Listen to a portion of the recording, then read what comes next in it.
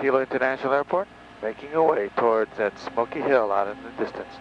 That hill happens to be the home of Pele, at least one of her homes. It is known as Pu'u Event. 13 years ago, Tomas, it did not exist. It has been growing with the powers of a goddess. 20 miles away, it takes almost 10 minutes to get there, which means our average speed, Martin, will exceed 120 miles per hour. Well, before we arrive there, we'll cross over the macadamia farm of Mauna Loa Candy Company. You'll notice over 2,000 acres of macadamia trees, Nicole, producing $1 million worth of cookies and candies every single year. But this is modern-day Hawaii that glides below us. Close your eyes just for a moment, and Zaze, we will journey back into time. For we will go all the way back to the days when my ancestors first arrived, over 1,000 years ago.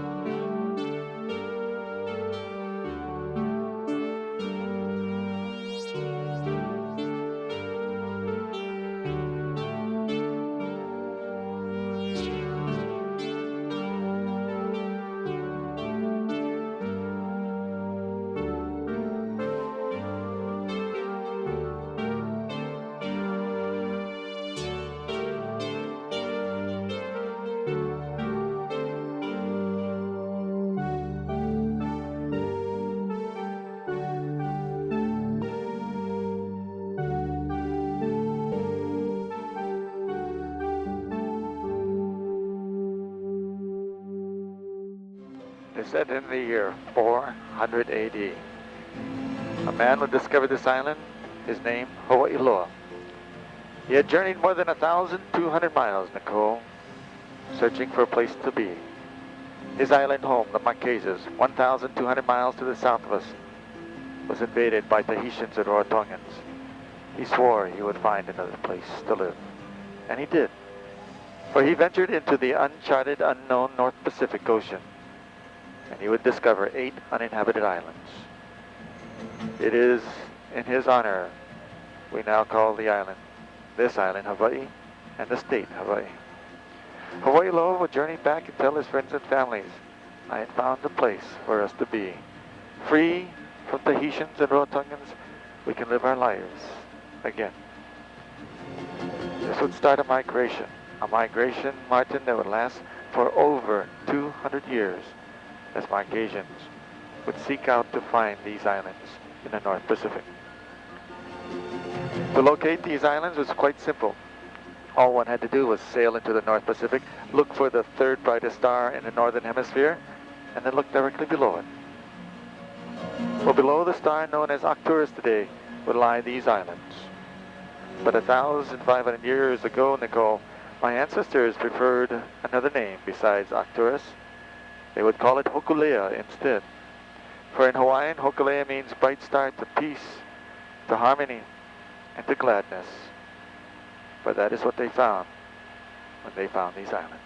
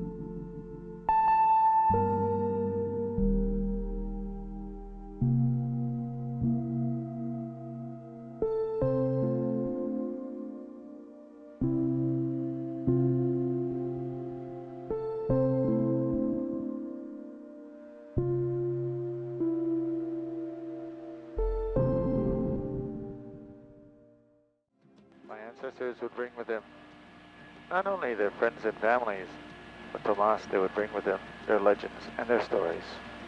And one of those legendary stories you are about to meet, her name, Madame Pele.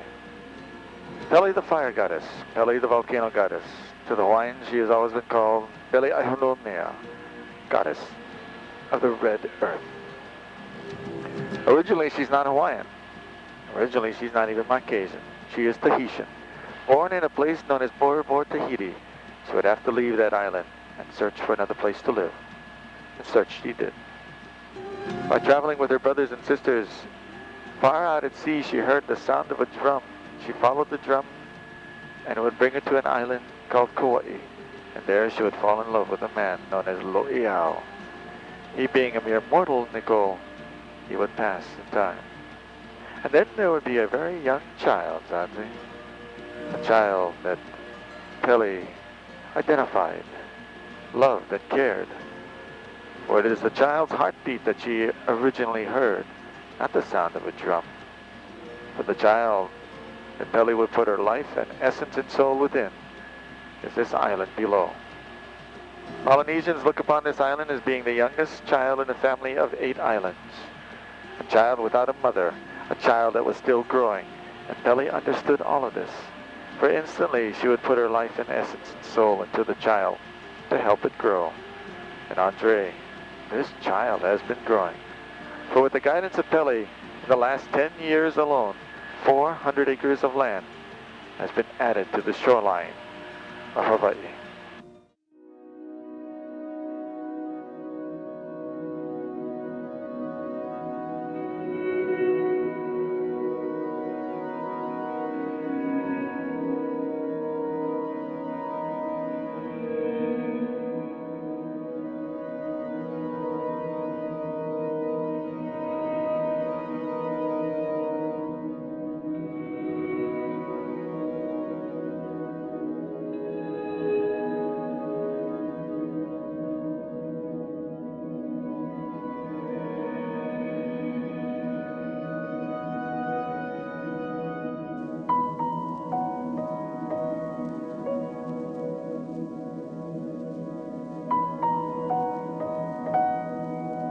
We've entered the forest area of Puna, January 3rd, 1983.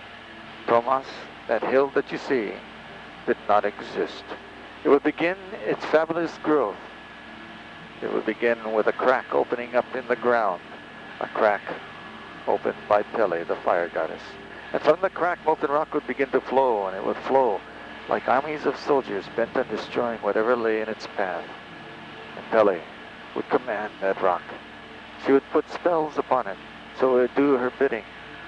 And so it has been. For what you are witnessing right now is the longest continuous eruption in the written history of Hawaii. For 13 years, lava has poured onto the surface of this island.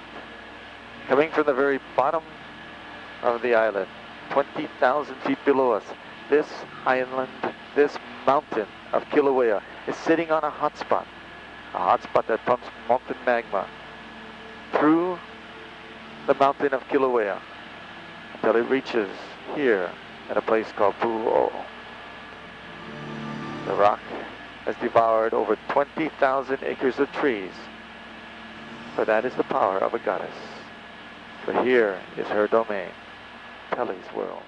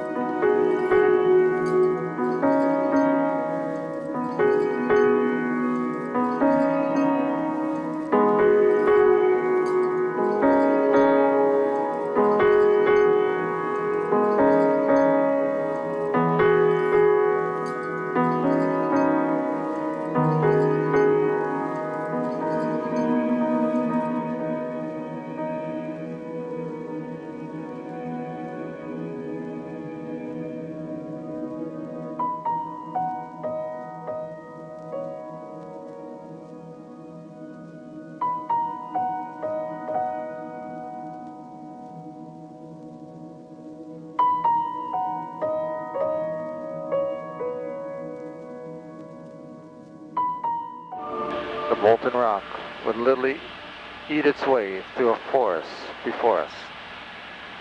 The forest would slow the progress down to where the rock, Andre, was flowing at a rate of 30 feet per day. Martin, if you cannot outrun 30 feet per day, don't try out for the Olympics. But here, people would stand and watch in awe. For 4 years, they would watch the lava coming down the side of this hill. Eventually, the lava would reach homes in this area. Places like Ka'apahu, Royal Gardens Estate, Kalapana Estates, and the town of Kalapana would be devoured in flames. Why did they wait so long before some of them moved? No one actually realized or believed that the lava would flow for 4 years, let alone 4 weeks, let alone 4 days. Both eruptions on this island last only a few weeks, if a month. This one has continued for 13 years. Homes in front of us, Nicole, were fortunate. Lava would pass them and then take an abrupt left-hand turn. It is when the lava made that turn that over 100 businesses and buildings and residences were devoured by Pele. Here is where the town of Kalapana used to exist. It stands no more. Within our lifetime, the people that once lived here will probably never return.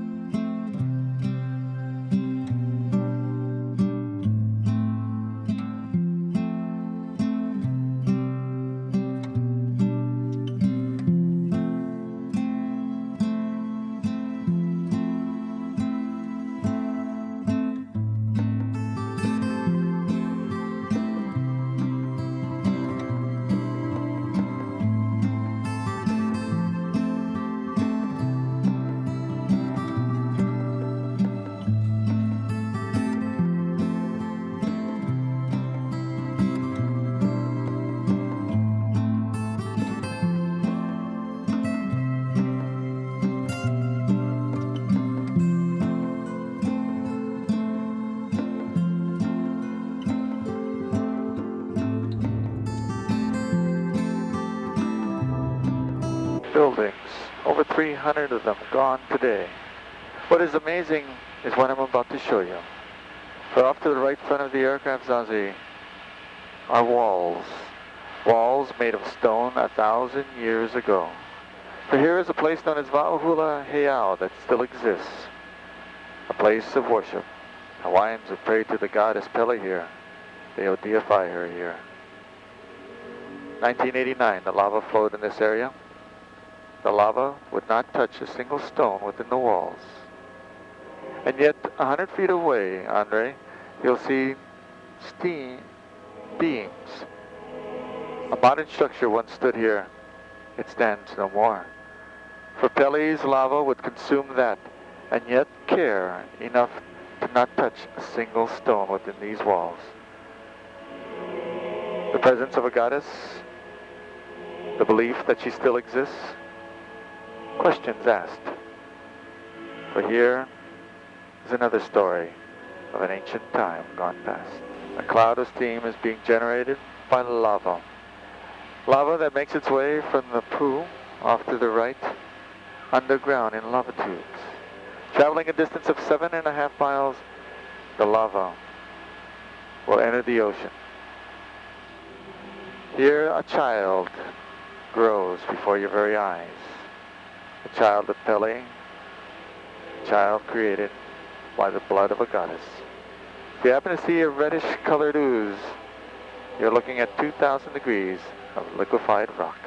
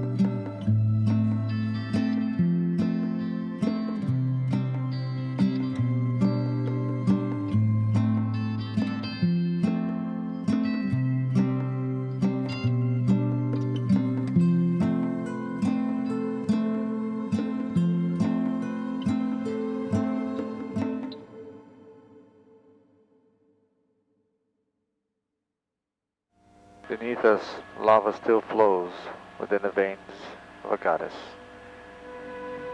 Along the coastline, the lava is 2,000 degrees Fahrenheit. Coming up from the center of the world, it exceeds 3,000 degrees Fahrenheit. By the time it gets to the Poo, some 20,000 feet above the level of the bottom of the ocean, the temperature has dropped to about 2,500 degrees Fahrenheit. At one time, it used to travel, Martin, over the land, forming rivers of its own. Today, it travels in lava tubes. The air quickly cools lava to the point where 2,000 degrees Fahrenheit, in less than half an hour, it goes from liquid to solid, and you can walk on it. It'll be warm to touch, but you can walk on it. Lava, or stone, or magma, once cooled, creates an insulator that is quite efficient and effective. That's rock below us, Andre, rock that you can walk on. Smoke and steam and fumes indicate where the lava tubes flow, where over 100,000 cubic feet of molten rock flows within these tubes each and every day, building this island. Well, you and I will stop off in a place not too far away, and there, Nago, we will actually watch lava flow within a child, the island below.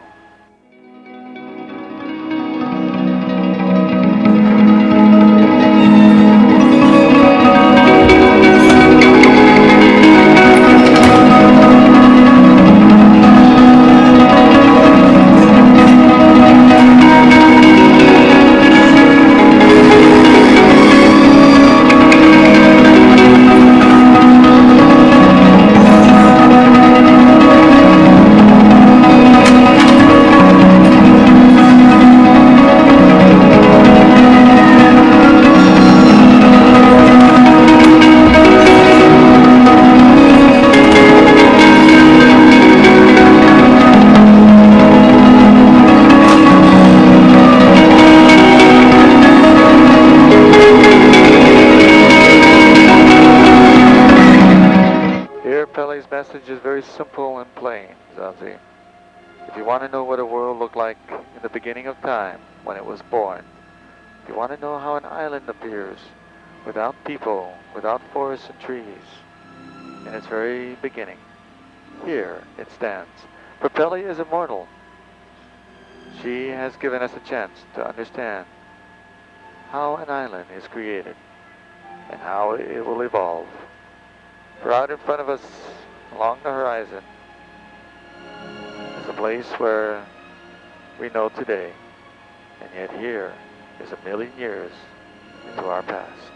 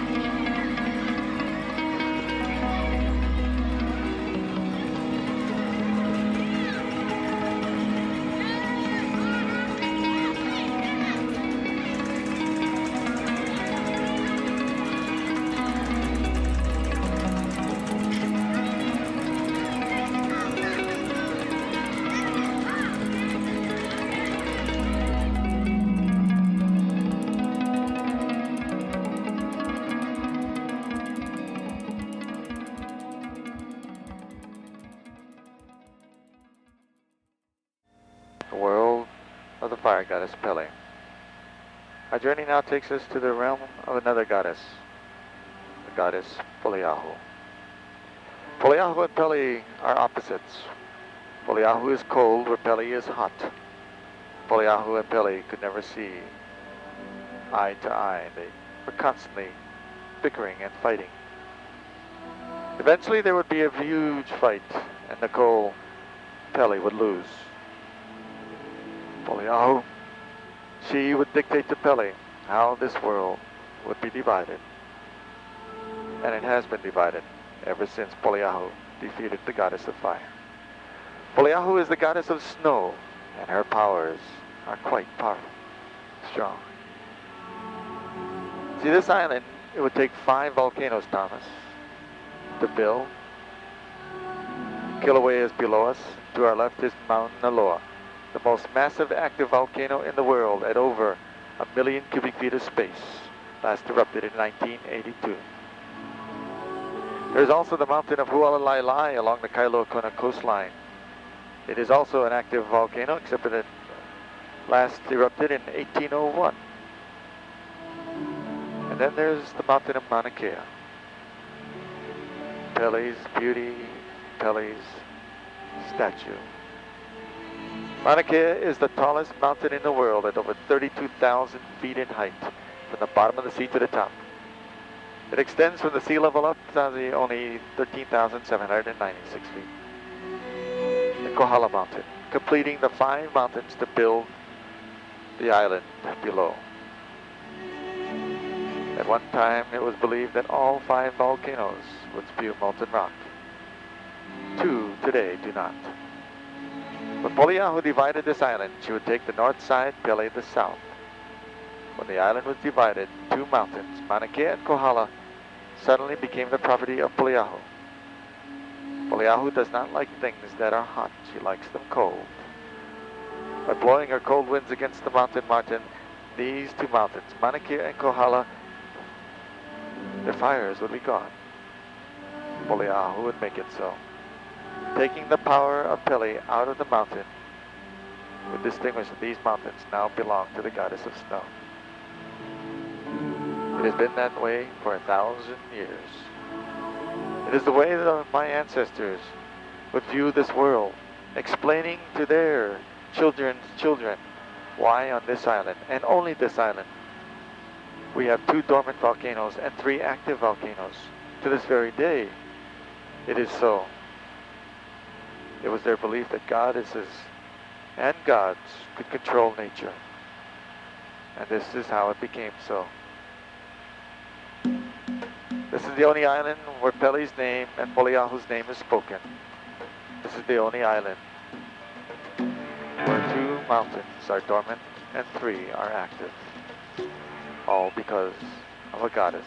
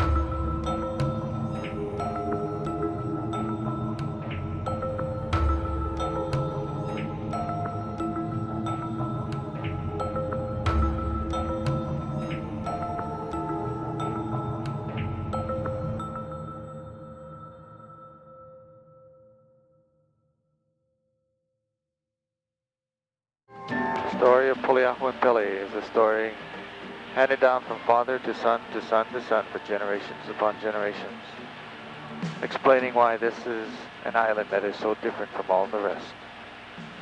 Today we know that a goddess does not have the power to switch the volcano off and on like a light switch, Nicole. Today we know that other things explain why things go bump in the night. The island of Hawaii has 2 dormant volcanoes on it because the island is moving. It has been moving for 1,000,000 years. The island is built on top of a tectonic plate, a plate of land that stretches from Fiji all the way to California. A plate of land that moves north-northwestward 3 inches per year. 800,000 years ago, Andre, this tectonic plate passed over a permanently located hotspot. The hotspot burnt a hole through faults and weaknesses in the plate to build a mountain called Mauna Kea. It takes several 100,000 years, Martin, to build a 32,000-foot mountain. Doesn't happen overnight. But for every single one of those years, the plate moves 3 inches further away from the hotspot. The mountain therefore moves away. If enough time passes, the mountain will disconnect itself from the hotspot, therefore it will become dormant. 100,000 years later, the mountain of Mauna Loa is born. 70,000 years after that, Hualalai. And then another 100,000 years after that, the mountain of Kilauea. All of these mountains are much younger than Mauna Kea. And because of that one reason, they are still connected to the same hotspot. They haven't moved as far. And probably will still remain connected for at least another 30,000 years or so. That's why those mountains are active, with Kilauea being the youngest, still erupting. And yet there is another mountain growing below the surface of the ocean, Martin. It is known as Loihi. It is located 13 miles south-southeast of this island. It is 10,000 years young. Discovered in 1954, we found out that it has grown in 10,000 years, some 16,000 feet.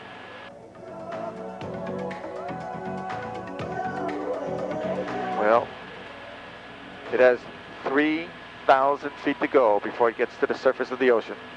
And when it does, it'll be such a grand opening, Zazie, that there'll be a lot of people coming here to view the birth of an island, or maybe the continuation of this island.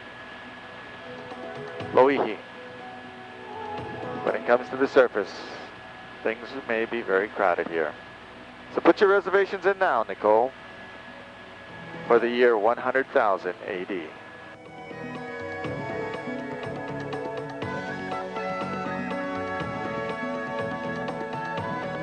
I have brought you to a place where 2 goddesses would battle. And here a line was drawn.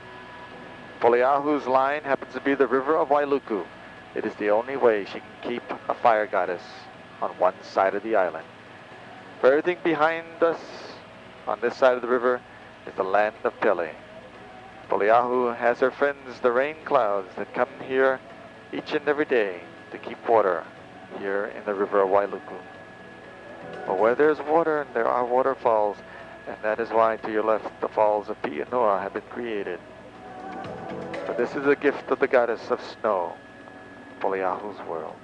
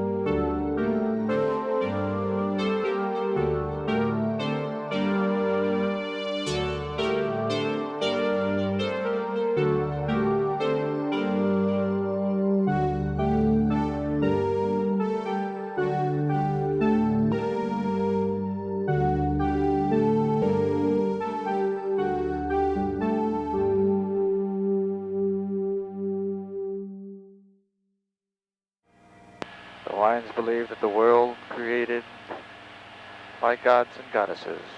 One god by the name of Papahānaumokuākea fell in love with a man or a goddess called Wakea. The two of them would have many children, but their children would become the islands we call Hawaiʻi, and the gods and goddesses that would walk this land. Papahānaumokuākea is better known from us as Mother Earth in your culture, while the man that protected, cherished, and loved her was the sky that surrounded her.